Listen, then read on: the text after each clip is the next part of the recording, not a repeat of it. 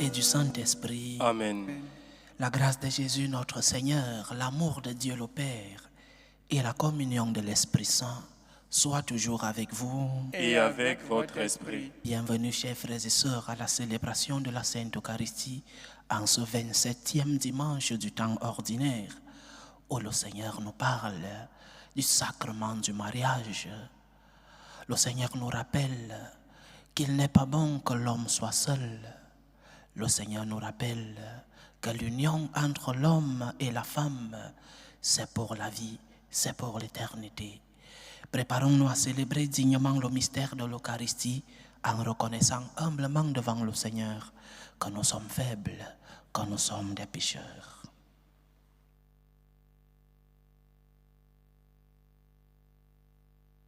Je confesse à Dieu Tout-Puissant, Je reconnais devant vous, frères et sœurs, que j'ai péché en pensée, en parole, par action et par omission. Oui, j'ai vraiment péché. C'est pourquoi je supplie la bienheureuse Vierge Marie, les anges et tous les saints, et vous aussi, frères et sœurs, de prier pour moi, le Seigneur notre Dieu. Que Dieu Tout-Puissant nous fasse miséricorde, qu'il nous pardonne nos péchés et nous conduise à la vie éternelle. Amen. Seigneur, prends pitié. Seigneur, prends pitié. Ô Christ, prends pitié. Ô Christ, prends pitié. Seigneur, prends pitié. Seigneur, prends pitié. Gloire à Dieu au plus haut des cieux Et paix sur la terre aux hommes qu'il aime. Nous te louons, nous te bénissons, nous t'adorons, nous te glorifions, nous te rendons grâce pour ton immense gloire. Seigneur Dieu, Roi du ciel, Dieu le Père Tout-Puissant, Seigneur Fils unique Jésus-Christ, Seigneur Dieu, Agneau de Dieu, le Fils du Père, toi qui enlèves les péchés du monde, prends pitié de nous. Toi qui enlèves les péchés du monde, reçois notre prière. Toi qui es assis à la droite du Père, prends pitié de nous.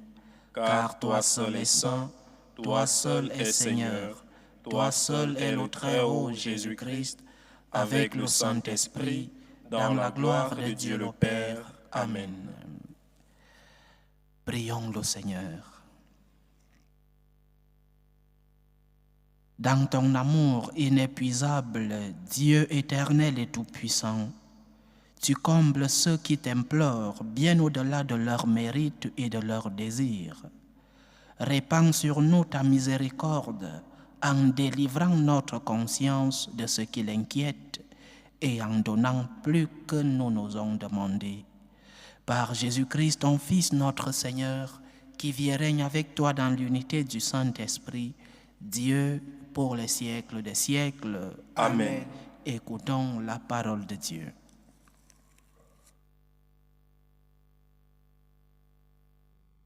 Lecture du livre de la Genèse. Le Seigneur Dieu dit, « Il n'est pas bon que l'homme soit seul. Je vais lui faire une aide qui lui correspondra. » Avec de la terre, le Seigneur Dieu modéla toutes les bêtes des champs et tous les oiseaux du ciel, et il les amena vers l'homme pour voir quel nom il leur donnerait. C'étaient des êtres vivants, et l'homme donna un nom à chacun.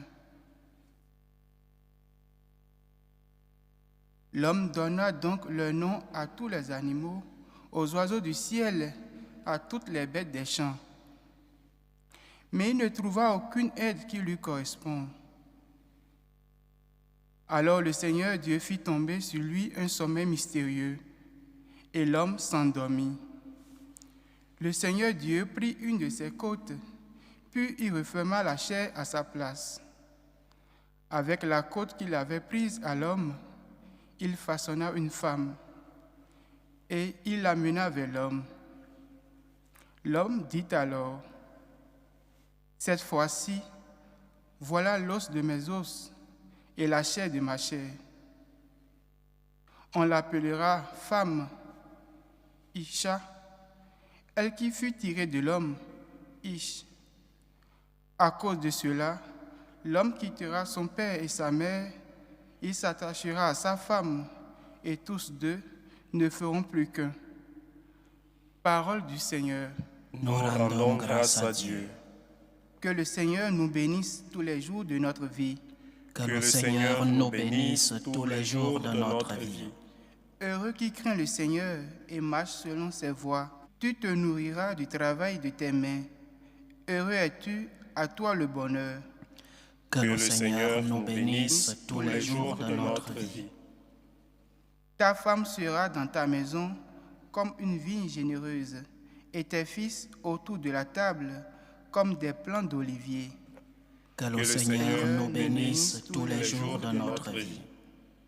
Voilà comment sera béni l'homme qui craint le Seigneur. De Sion, que le Seigneur te bénisse. Tu verras le bonheur de Jérusalem tous les jours de ta vie, et tu verras les fils de tes fils. Paix sur Israël. Que le Seigneur nous bénisse tous les jours de notre vie. Deuxième lecture. Lecture de la lettre aux Hébreux. Frères, Jésus, qui a été abaissé un peu au-dessous des anges, nous le voyons couronné de gloire et d'honneur à cause de sa passion et de sa mort. Si donc il a fait l'expérience de la mort, c'est par la grâce de Dieu au profit de tous. Celui pour qui et par qui tout existe voulait conduire une multitude de fils jusqu'à la gloire. C'est pourquoi il convenait qu'il mène à sa perfection, par des souffrances, celui qui est à l'origine de leur salut. Car celui qui sanctifie et ceux qui sont sanctifiés doivent tous avoir même origine. Pour cette raison, Jésus n'a pas honte de les appeler ses frères. Parole du Seigneur. Nous rendons grâce à Dieu. Alléluia, Alléluia, Alléluia. Alléluia, Alléluia, Alléluia. Si nous nous aimons les uns les autres, Dieu demeure en nous, et en nous son amour atteint la perfection. Alléluia, Alléluia, Alléluia. Le Seigneur soit avec vous. Et avec votre esprit. Évangile de Jésus-Christ selon saint Marc. Gloire à toi, Seigneur.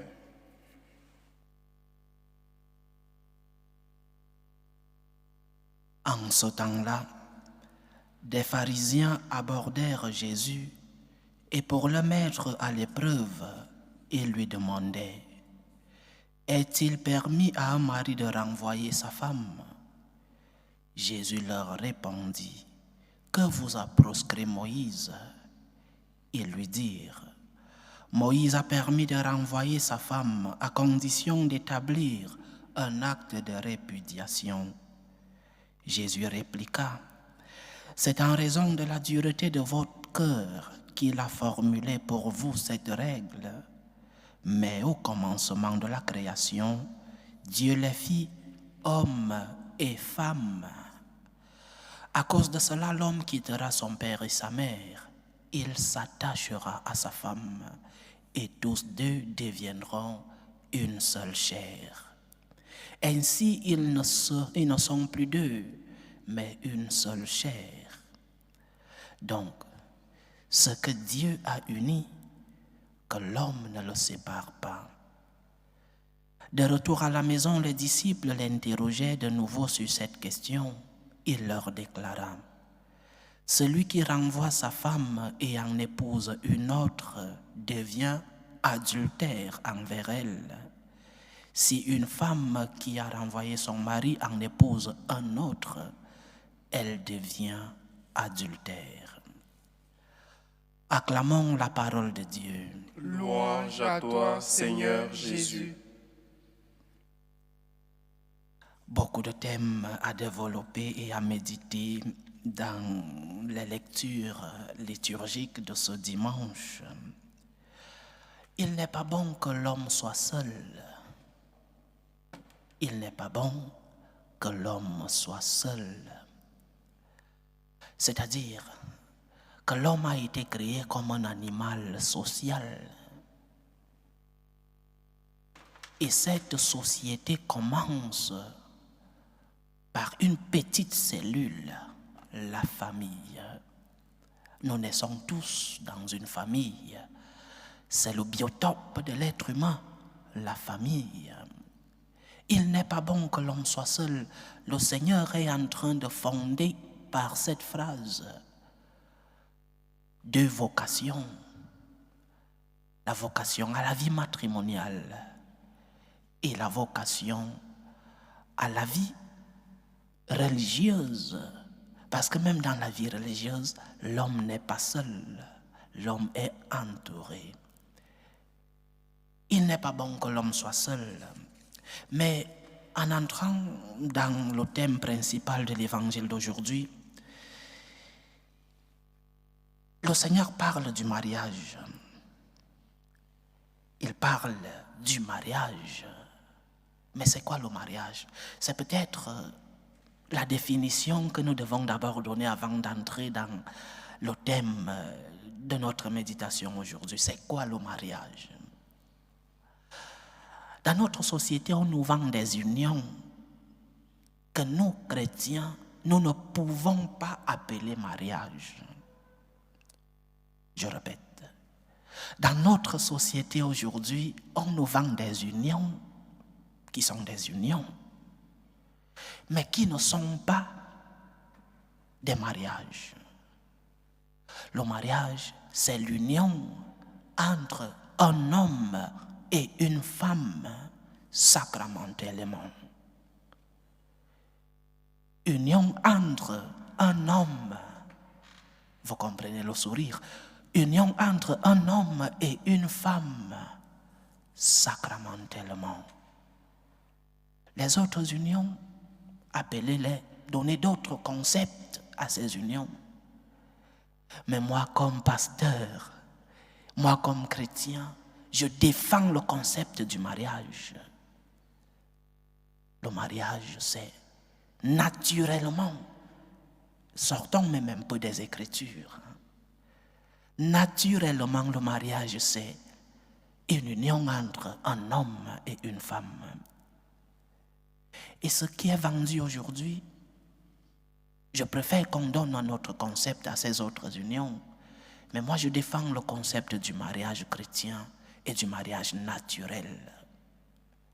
C'est de là qu'il faut partir. Avant de parler de ce que le Seigneur parle aujourd'hui, du divorce et tout, il faut d'abord parler du mariage, cette union entre deux personnes qui s'aiment, un homme et une femme qui s'aiment et qui décident sacramentellement d'être ensemble et de fonder une famille naturelle.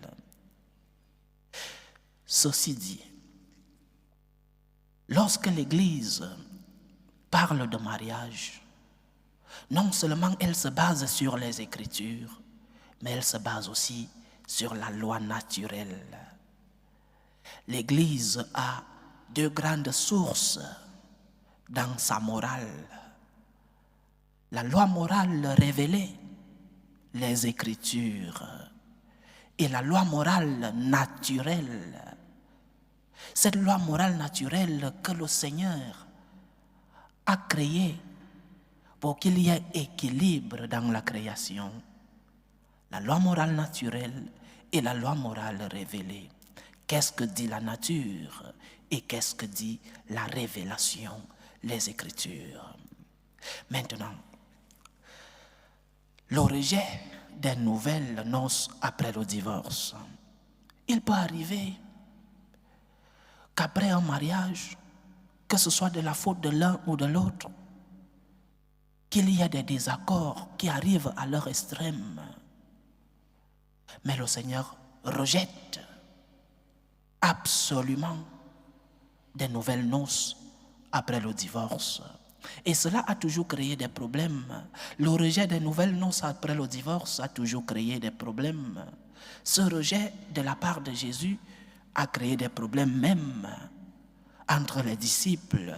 Les disciples interrogent Jésus de nouveau parce qu'ils étaient préoccupés par ce message. Le divorce était une tradition bien ancrée dans cette culture du peuple juif. Et les disciples comprenaient que affronter cette tradition, aller contre cette tradition, c'est perdre beaucoup de personnes qui suivaient déjà le Christ, beaucoup qui suivaient en écoutant ce message, allaient tourner le dos au Seigneur. Mais Jésus n'a pas cédé. Il savait qu'il y aura des problèmes, mais il n'a pas cédé. Il a rejeté le divorce avec toutes ses conséquences. Celui qui renvoie sa femme et en pose une autre devient adultère avec elle. Si une femme qui a renvoyé son mari en épouse un autre, elle devient adultère. C'est ainsi. Et personne ne peut le changer. C'est la parole de Dieu. Personne ne peut le changer. Même si certains veulent relativiser cet enseignement, même si certains veulent modifier cet enseignement, ce sont les paroles du Christ. Pour changer ces paroles du Christ, il faut directement nier l'évangile et il faut directement dire que Jésus n'est pas Dieu. Parce que si ce sont des paroles de Dieu, elles sont intouchables. Elles ne peuvent pas être modifiées. Si Jésus-Christ, nous le confessons comme Dieu, ce message ne peut être changé par personne. Et lorsque je dis par personne, c'est personne. Le message est du Christ. Le message n'est même pas de l'Église. L'Église n'est pas propriétaire du message. L'Église, dans sa hiérarchie, n'est pas propriétaire du message. Le message, c'est le message du Christ.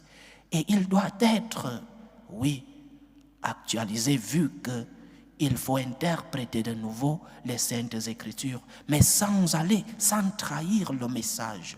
Le message est du Christ. Personne ne doit ni le relativiser, ni le modifier, ni le supprimer. Et personne ne peut le faire. Et lorsque je dis personne, c'est personne. Suivez mon regard. Qu'est-ce qu'il faut faire? Qu'est-ce qu'il faut faire? Premièrement, il faut essayer d'éviter que les mariages se brisent. Il faut essayer d'éviter que les mariages soient rompus. Tout est fait dans notre société pour faciliter le divorce. Tout est fait dans notre société pour faciliter la prise d'une nouvelle vie juste après le divorce. Mais la médecine préventive est la meilleure. Éviter que les mariages se brisent. Aider les couples à ne pas tomber dans cette facilité. Notre société nous vend la société de la fuite. Comme disait le pape Jean-Paul II, la culture de la mort, la culture de la facilité. Au moindre problème, divorce. Nos parents qui ont vécu pendant des années de mariage n'avaient-ils pas de problème? Aujourd'hui, on nous vend cette facilité. Au moindre désaccord dans la famille, il faut demander le divorce. Au moindre problème, il faut se séparer. La culture de la facilité. Mais personne ne se marie pour divorcer. Personne ne s'engage dans le mariage avec tant d'implications. Le mariage a tant d'implications, des implications personnelles, des implications sociales, des implications économiques, des implications sur les enfants. Personne ne s'engage dans le mariage pour divorcer. Le divorce est un échec. C'est une tragédie. Le divorce est toujours précédé de souffrances. Et beaucoup de fois, ces souffrances continuent après le divorce. Il faut essayer d'éviter le divorce.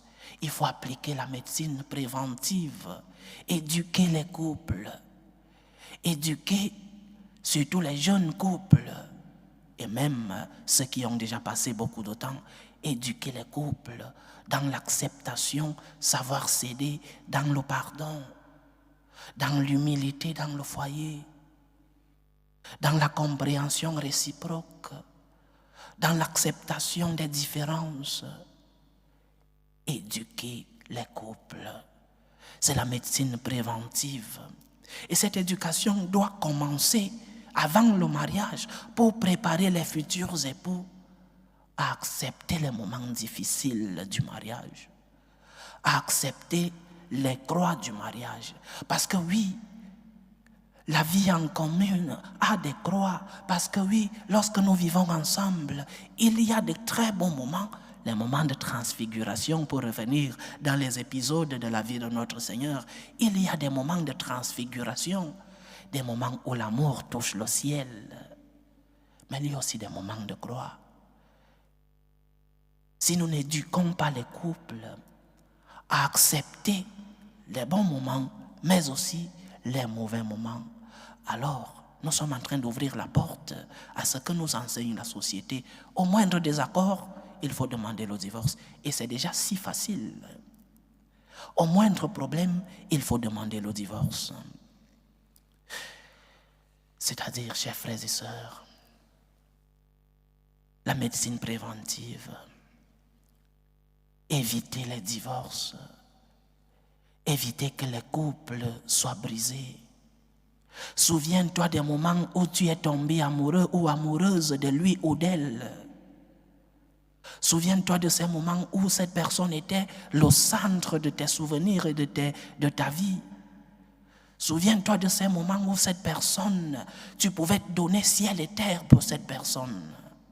Peut-être parce que tu ne la connaissais pas, de ta faute ou pas de ta faute. Mais souviens-toi des moments de bonheur avec cette personne. Et lorsque viennent des moments de croix, tu as un bagage qui t'aide à porter les moments de croix. Lorsque viennent les moments durs de la vie ensemble, lorsque viennent les moments d'incompréhension, souviens-toi de ces bons moments que tu as passés avec cette personne. Cela ne veut pas dire de ne pas corriger les erreurs mutuellement, réciproquement. Cela ne veut pas dire qu'il faut se pardonner mutuellement et réciproquement. Cela veut dire que pour sauver le plus important, il faut savoir céder. Mais il faut se souvenir des bons moments. Parce que oui, il y a de très bons moments dans la vie matrimoniale. Il y a de très bons moments dans la vie ensemble, dans la vie du mariage. La première chose pour le temps, il faut essayer d'éviter que les mariages soient rompus. On parle de divorce lorsque les personnes n'arrivent plus à s'accepter mutuellement. Peut-être, je répète, de ta faute ou de ta faute de l'autre. Parce qu'on s'est marié avec une précipitation, parce qu'on n'a pas appris à se connaître. Et lorsque, oui, tu découvres les défauts de l'autre personne, tu te rends compte que ce n'est pas la personne que tu as crue. Et qu'est-ce que tu fais? Tomber dans la facilité. On peut apprendre à connaître l'autre, même après 50 ans de mariage. Et il faut l'accepter. Il faut accepter de connaître l'autre. Accepter ses erreurs. Accepter ses chutes. Accepter ses péchés. Cela ne veut pas dire, je répète, que si tu as chez toi quelqu'un qui te maltraite, d'accepter qu'il te donne des coups de poing chaque jour au nom du mariage. Cela veut dire qu'il y a des circonstances où nous devons sauver l'unité dans la famille, où nous devons sauver le sacrement du mariage. Maintenant, deuxième point, il arrive des moments d'escrème où l'Église ne permet pas le divorce, mais la séparation. C'est la doctrine de l'Église. Lorsque, par exemple, une femme ou un homme est maltraité, l'Église conseille même la séparation, pas le divorce. Mais une fois malheureusement que cette séparation est actée, que devons-nous faire? Nous devons aider les victimes. Dans le divorce, la faute est parfois partagée. même si elle n'est pas proportionnellement égale. Mais parfois, les deux personnes sont coupables. Les deux personnes peuvent aussi être victimes et les deux personnes ont besoin d'aide. Les enfants aussi, qui sont parfois les premières victimes des divorces. Il faut les aider. Il faut aider ces personnes qui se sont séparées. Bien sûr qu'il faut aussi aider le ou les coupables. L'Église fait la pastorale des coupables. Aider la victime, mais aussi aider le coupable. Mais l'aider ne signifie pas lui donner raison. Beaucoup de fois, je cause avec des couples qui passent des moments de tension, des moments de difficulté, et ce que l'un ou l'autre veut, c'est que je donne raison à l'un et que l'autre soit le diable. Il faut aider la victime et le coupable. Il faut aider les deux. Et parfois, les deux sont victimes et coupables.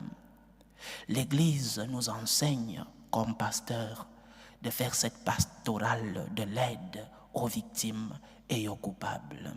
Donc, aider ceux-là qui, par leur faute ou non, sont arrivés dans l'extrême où ils ne pouvaient plus supporter la vie ensemble et ont décidé de divorcer civilement ou alors de se séparer dans le cas du sacrement du mariage. Aider la victime et aider le coupable. Entre autres choses, aider dans la vérité. Aider non pas en donnant raison, mais en disant la vérité. C'est-à-dire, si nous ne disons pas la vérité à la victime ou au coupable, nous ne sommes pas en train de les aider. Parce que si toi tu es le coupable et que je te dis, tu fais bien, tu as bien fait de divorcer, tu ne vas pas prendre la leçon. Après le premier divorce, arrivera le deuxième, et peut-être plus, ou simplement, tu décideras de ne plus te marier et de vivre ensemble avec la 7e, la 8e ou la 9e sans plus te marier. Et ainsi commettre l'adultère. Qu'ils soient innocents ou coupables, il faut les aider. Les aider dans la vérité, leur montrer la miséricorde de Dieu, leur montrer l'amour de Dieu, mais leur montrer cette miséricorde et cet amour dans la vérité. Et le thème de fond ici, c'est le thème qui dérange, le thème des divorcés remariés. Ils sont bienvenus dans l'Église. L'Église ne les a pas excommuniés. Personne n'est excommunié dans l'Église parce qu'il a divorcé. Nous devons les aider en leur montrant la face de la miséricorde du Seigneur, mais dans la vérité. Et la vérité, c'est que ces personnes divorcées et remariées vivent dans le péché, donc dans l'adultère, et ne peuvent pas recevoir la communion. C'est ce qui fait plus mal. Et ça fait mal à moi comme pasteur de te dire que tu ne peux pas recevoir la communion. Mais je dois te dire la vérité. Je connais de nombreux cas de divorcés remariés qui prient chaque jour, qui ont une vie de foi et une vie morale au-dessus de la moyenne et même excellente. Mais ce n'est pas parce que tu es dans des groupes de prière ou alors que tu vis une vie morale excellente que je vais te dire de venir recevoir la communion alors que je sais que tu vis en adultère.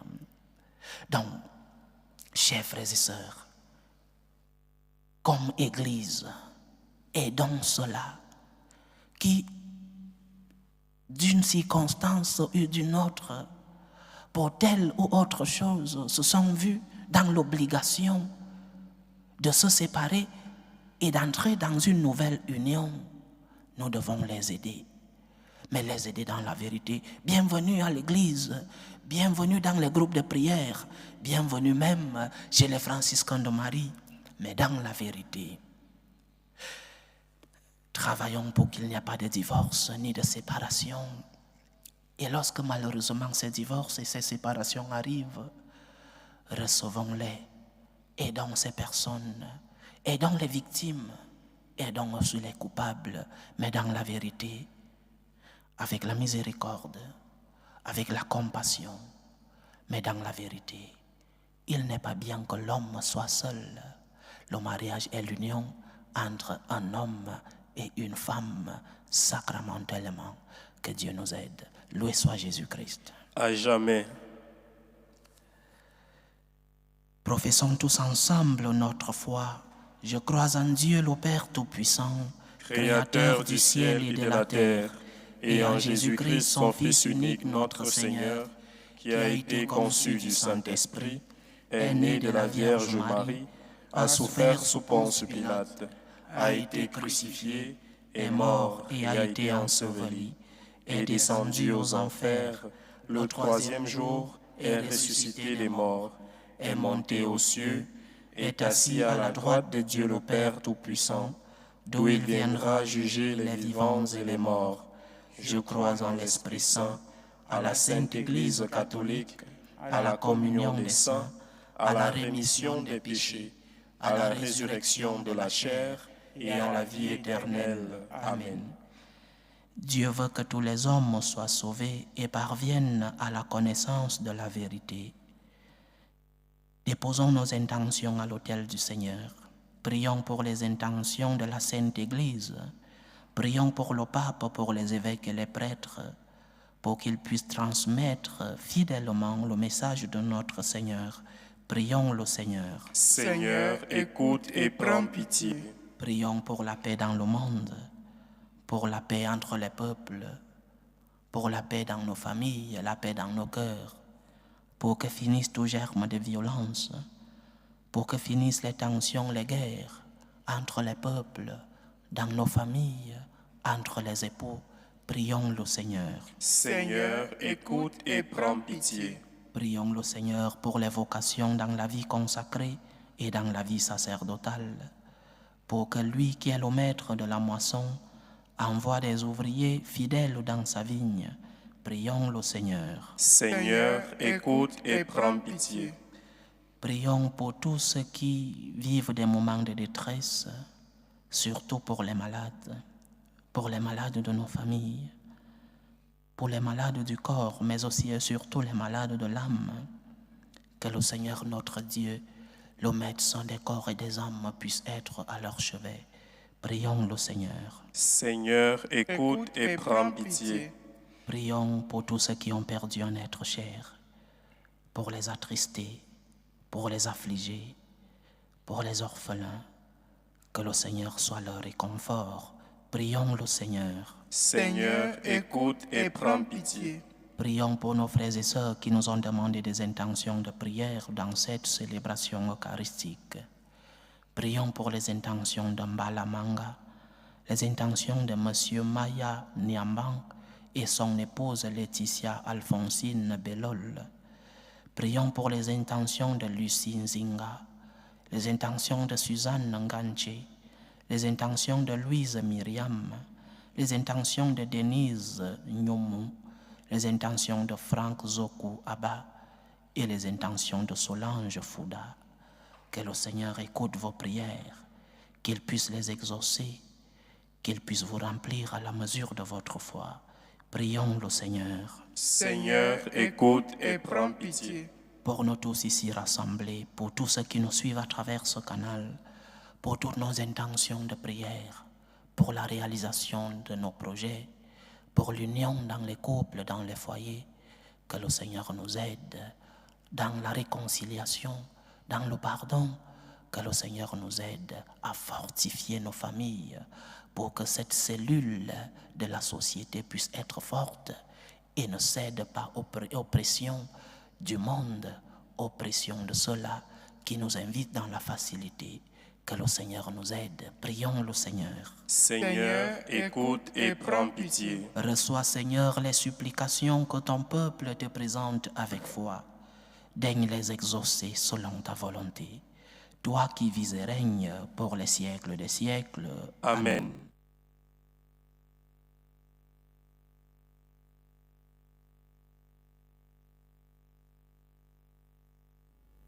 Tu es béni, Seigneur, Dieu de l'univers. Nous avons reçu de ta bonté le pain que nous te présentons. fruit de la terre et du travail des hommes. Il deviendra pour nous le pain de la vie. Béni soit Dieu, maintenant et toujours. Tu es béni, Seigneur, Dieu de l'univers. Nous avons reçu de ta bonté le vin que nous te présentons, fruit de la vigne et du travail des hommes. Il deviendra pour nous le vin du royaume éternel. Béni soit Dieu, maintenant et toujours.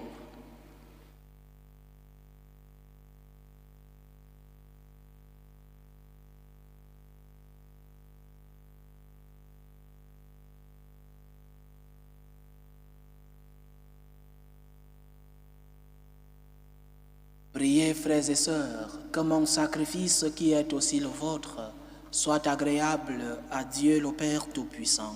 Que le Seigneur reçoive de vos mains ce sacrifice à la louange et à la gloire de son nom, pour notre bien et celui de toute l'Église. Accueille, Seigneur, nous t'en prions, le sacrifice que tu as toi-même institué dans les saints mystères que nous célébrons pour te servir comme il convient. Sanctifie-nous pleinement par ton œuvre de rédemption. Par Jésus-Christ, ton Fils, notre Seigneur, qui vit et règne avec toi dans l'unité du Saint-Esprit, Dieu pour les siècles des siècles. Amen.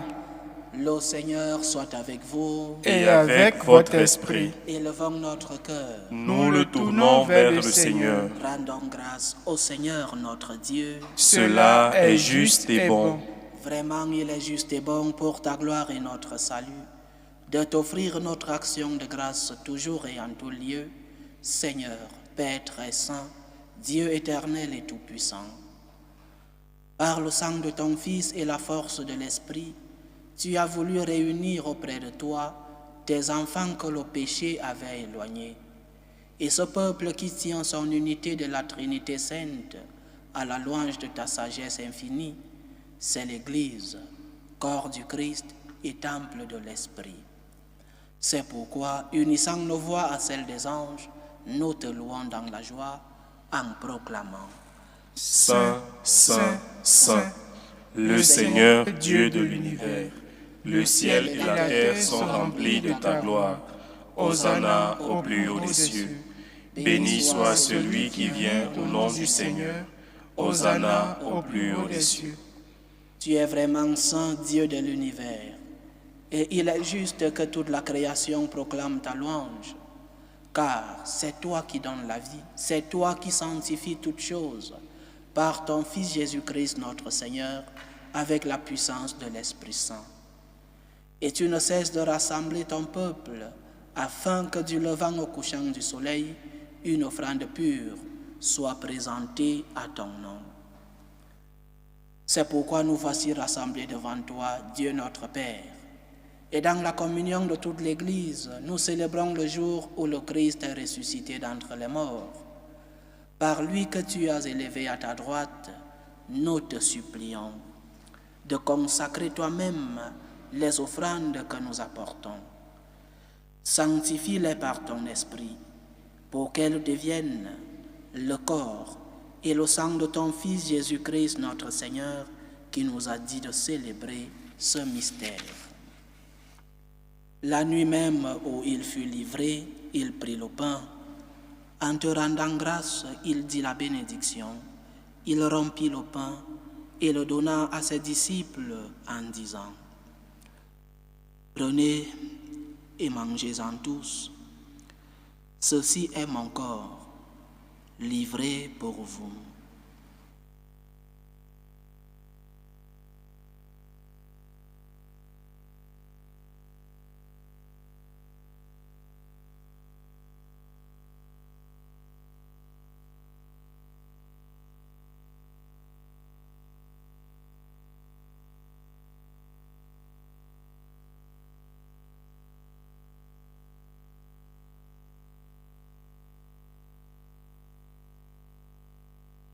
De même, après le repas, il prit la coupe. De nouveau, il rendit grâce et la donna à ses disciples en disant: Prenez et buvez-en tous, car ceci est la coupe de mon sang, le au sang de l'alliance nouvelle et éternelle, qui sera versé pour vous et pour la multitude en rémission des péchés. Vous ferez cela en mémoire de moi.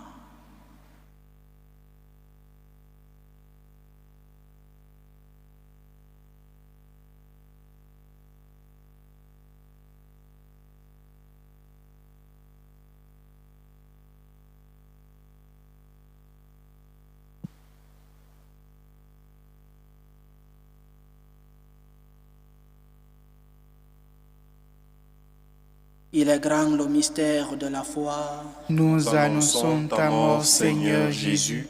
Nous proclamons ta résurrection. Nous attendons ta venue dans la gloire.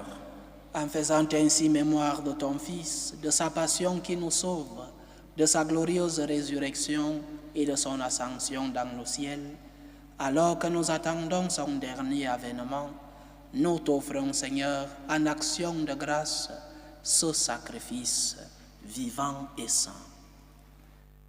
Regarde, nous t'en prions, l'oblation de ton Église, et daigne y reconnaître ton Fils, qui, selon ta volonté, s'est offert en sacrifice pour nous réconcilier avec toi. Quand nous serons nourris de son corps et de son sang et remplis de l'Esprit Saint, accorde-nous d'être un seul corps et un seul esprit dans le Christ. Que l'Esprit Saint fasse de nous une éternelle offrande à ta gloire, pour que nous obtenions un jour l'héritage promis avec tes élus. En premier lieu, la bienheureuse Vierge Marie, Mère de Dieu, avec Saint Joseph son époux, les bienheureux apôtres, les glorieux martyrs, et tous les saints qui ne cessent d'intercéder auprès de toi et nous assurent de ton secours. Et maintenant, nous te supplions, Seigneur, par le sacrifice qui nous réconcilie avec toi, étends au monde entier le salut et la paix. Affermis ton Église en pèlerinage sur la terre, dans la foi et la charité, en union avec ton serviteur, le pape François, notre évêque Rossé, l'ensemble des évêques, les prêtres, les diacres et tout le peuple que tu as racheté. Écoute en ta bonté les prières de ta famille que tu as voulu rassembler devant toi. Dans ta miséricorde, ramène à toi, Père très aimant, tous tes enfants dispersés. Pour nos frères et sœurs défunts, pour admirer Josias Misinga, Lucien Athanase Ewas, admirer Misinga, Zaverin Gomakon, Cyril Misinga, Cécile Ngotem, Émile, Marie, Isabelle Denise, Marie-Christine, Aaron-Claude Massem, Toussaint Abazoré, Ted Sepe Gou, César Niaoré Isé, Hugues Bonou, Armand Claude, Armand Apollinaire Foudatsogo. Et souviens-toi dans ta miséricorde de tous les défunts.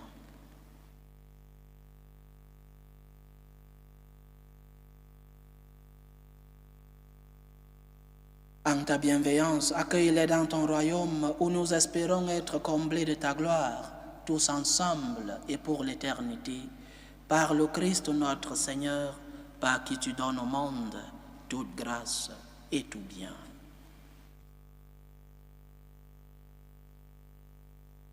Par lui, avec lui et en lui, à toi, Dieu le Père Tout-Puissant, dans l'unité du Saint-Esprit, tout honneur et toute gloire, pour les siècles des siècles.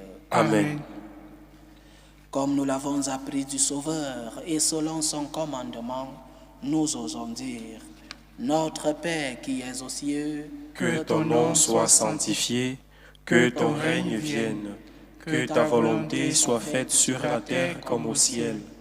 Donne-nous aujourd'hui notre pain de ce jour. Pardonne-nous nos offenses, comme nous pardonnons aussi à ceux qui nous ont offensés, et ne nous laisse pas entrer en tentation, mais délivre-nous du mal. Délivre-nous de tout mal, Seigneur, et donne la paix à notre temps. Soutenus par ta miséricorde, nous serons libérés de tout péché, à l'abri de toute épreuve. Nous qui attendons que se réalise cette bienheureuse espérance, l'avènement de Jésus-Christ, notre Sauveur. Car c'est à toi qu'appartiennent le règne, la puissance et la gloire pour les siècles des siècles. Seigneur Jésus-Christ, tu as dit à tes apôtres, je vous laisse la paix, je vous donne ma paix. Ne regarde pas nos péchés, mais la foi de ton Église. Pour que ta volonté s'accomplisse, donne-lui toujours cette paix et conduis-la vers l'unité parfaite. Toi qui vis et règnes pour les siècles des siècles. Amen. Que la paix du Seigneur soit toujours avec vous. Et avec votre esprit. Dans la charité du Christ, donnez-vous la paix.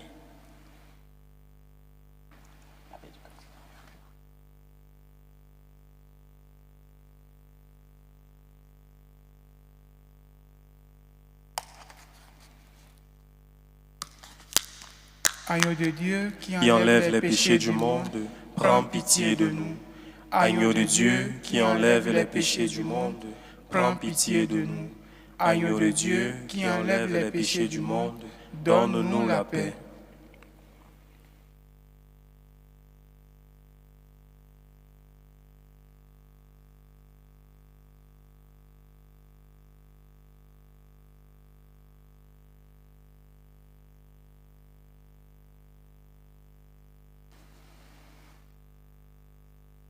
Voici l'agneau de Dieu. Voici celui qui enlève les péchés du monde. Heureux les invités au repas des noces de l'agneau. Seigneur, je ne suis pas digne de te recevoir, mais dis seulement une parole et je serai guéri. Que le corps et le sang du Christ nous gardent pour la vie éternelle. Amen. Amen.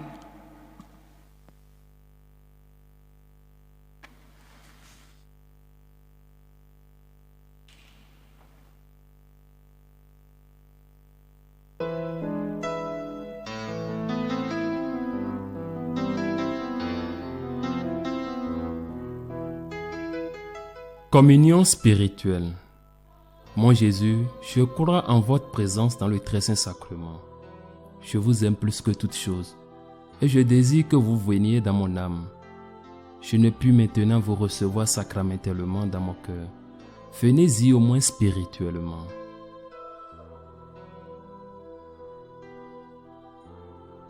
Je vous embrasse comme si vous étiez déjà venu et je m'unis à vous tout entier. Ne permettez pas que j'aie jamais le malheur de me séparer de vous. Amen.